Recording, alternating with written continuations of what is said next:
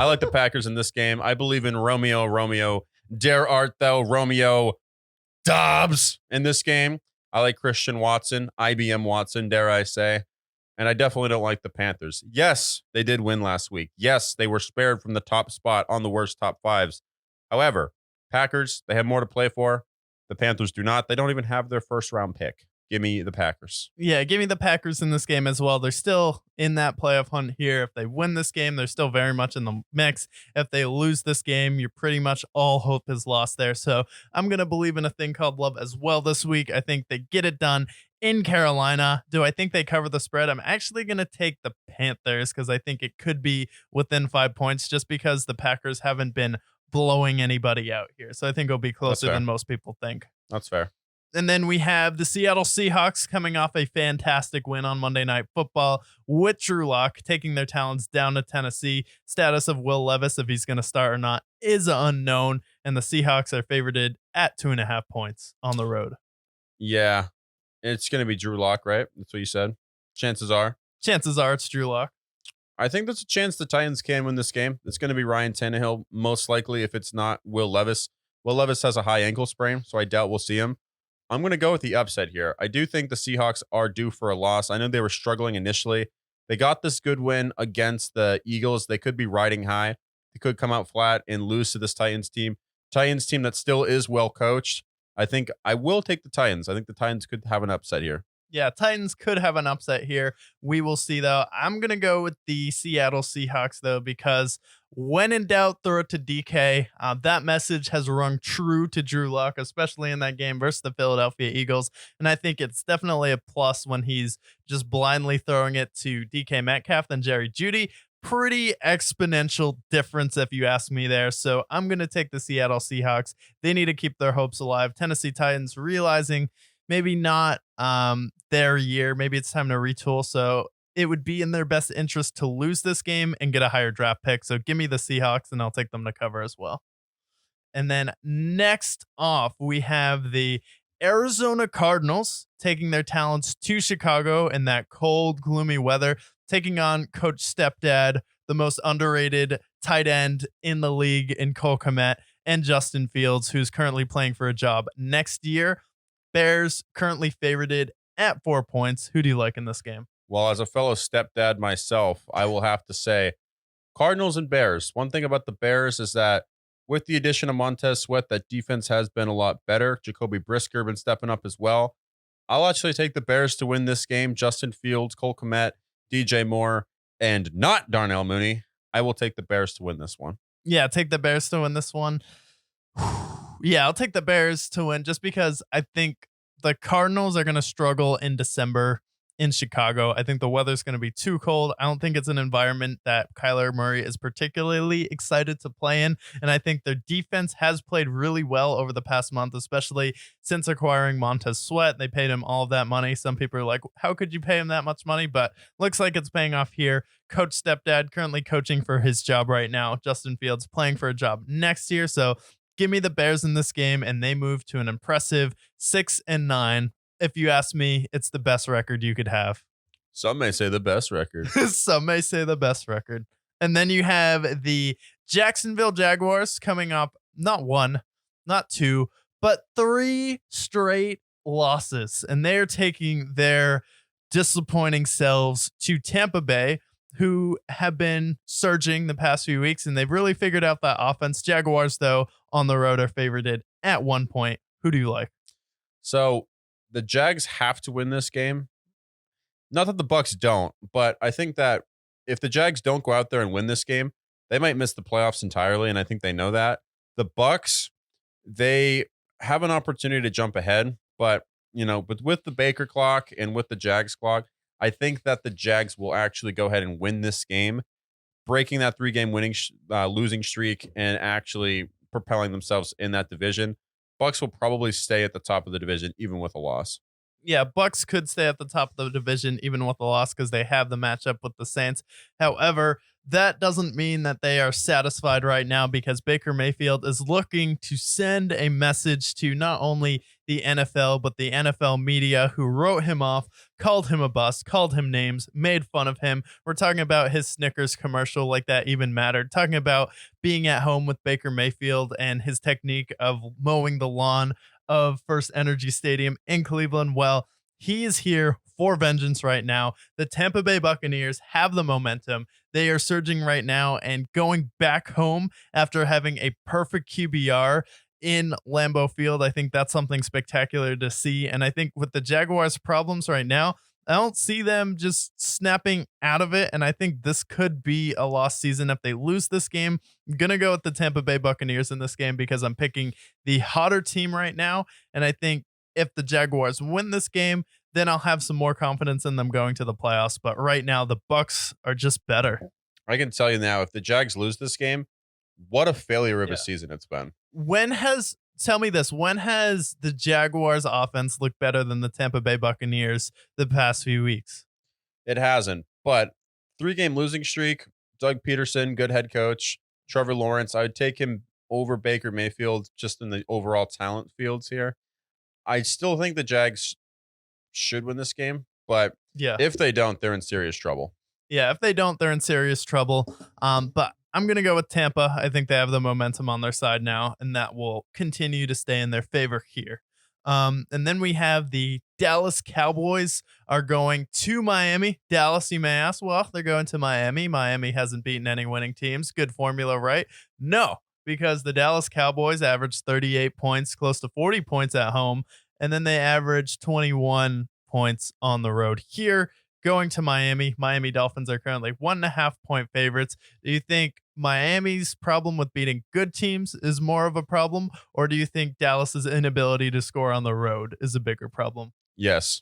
Yes. Yes. No, this is like the collision of two teams that I think we both see as very needs to prove themselves. I won't use the F word here, but frauds. Two teams. I don't trust Tua. I don't really trust Dak. I trust Dak more than I trust Tua. I don't really trust Deron Bland. I don't really trust the Dolphins defense. Both teams, they need to prove it. I'll take the Cowboys to edge it, more or less because I feel like the NFL wants the Cowboys to win this game, and they want Buffalo to surpass the Dolphins. So I'm not going with who I think is the better team, but I'm going to go with the referees, which is unfortunately the state of the NFL at this point. Yeah. And the state of the league. I'll take the Cowboys to beat the Dolphins. Although I do see it kind of similar to the Chargers game. I'm going to go 2017. 2017. Give me Miami in this game. I just think Miami's better all around offensively. I think the play design is better. The Cowboys really need to prove it on the road and be a good opponent so far. They're not very good against East Coast teams. In the past, they struggled against the Patriots. They've struggled whenever they face off against the Bills. And then in Miami, it just kind of reminds me of the same situation where the Jaguars and the Dolphins were kind of at a similar spot in the season, and then Dallas gave up that 3-score lead to Jacksonville. I can see that game going a similar way. Give me Miami in this game, and I will go 27-16. 27-16. I don't think it'll be that ugly. But it could be. On both sides, though. But if Dan Greenberg can pick the Bills to be the number one competitor to the San Francisco 49ers, I can pick the Dolphins to beat the Cowboys. And that fair. Take isn't as crazy. You're right. That's not as crazy at all.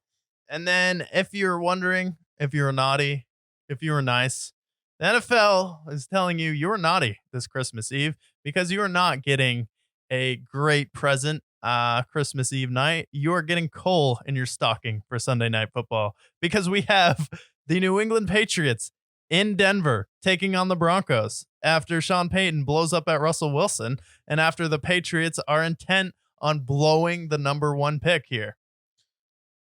This game they couldn't flex. They couldn't flex this game out of primetime. They flexed the Chiefs and Patriots game out of primetime. They couldn't flex this out of primetime.